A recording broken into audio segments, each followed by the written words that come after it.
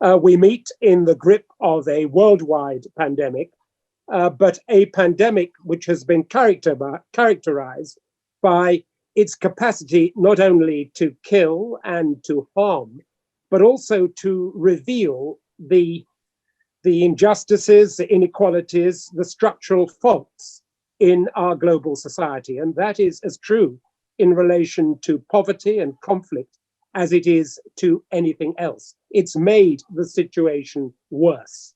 And what we're doing today is to examine some important questions. What is the UK's role in addressing poverty and conflict at this particular time? How can we best deliver on it? And how can we begin to reshape the way in which we tackle these problems of conflict, of insecurity, of human rights abuse?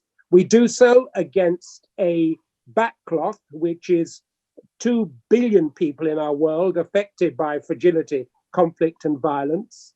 By 2030, half of these people will be living in extreme poverty. We know that will be made that much worse, the World Bank tell us, by COVID. We know that in our world today, there are 70 million people who are displaced due to violence and conflict. 49 more millions of people driven into extreme poverty by COVID, 50% of whom will be in sub-Saharan Africa. Now, all those are horrific and huge figures.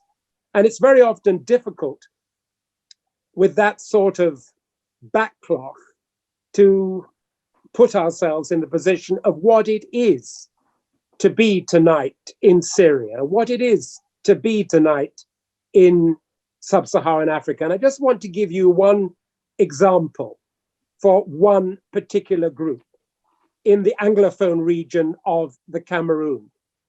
4 days ago, 8 children were killed, 13 others were wounded by an attack by paramilitaries in a town called Kumba in the Anglophone southwest region of the Cameroon.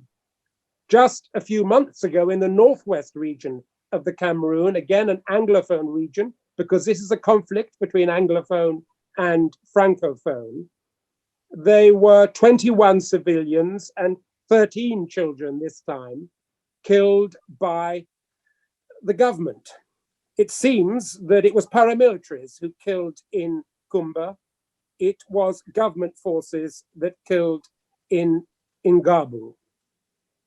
And there are 700,000 people who have lost homes, who have been driven into internal or external exile by a conflict which people just aren't talking about, which doesn't feature on our international agenda in the way that Syria, which is also suffering tonight with COVID and conflict, does.